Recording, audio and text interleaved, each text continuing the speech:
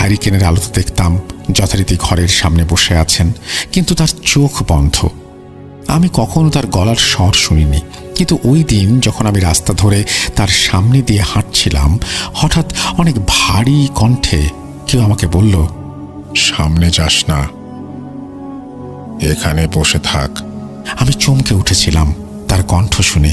আমি জীবনে এত ভারী কণ্ঠস্বর শুনিনি, কিন্তু আমি পাত্তা না দিয়ে আর কোনো কথা না বলে হাঁটতে লাগলাম। তার কথা শোনার পর আমার সামনে যেতে ইচ্ছা করছিল না, কিন্তু আমি তারপরও গেলাম। আমি সামনে এগিয়ে শ্মশান পার হলাম। তখন রাস্তাটা ছিল সোজা বাড়ির দিকে, আর দুই পাশে জঙ্গলের মতো ঘন গাছপালা। তারপর মিনিট দুয়েক হাঁটলাম। হঠাৎ মনে হলো আমি কিছু শব্দ শুনছি, কিন্তু সেগুলো মনে হচ্ছে খুব চাপা গলায় 3 থেকে 4 জন মানুষ একসাথে বলছে, চলে আয়, আয়, আর একটু সামনে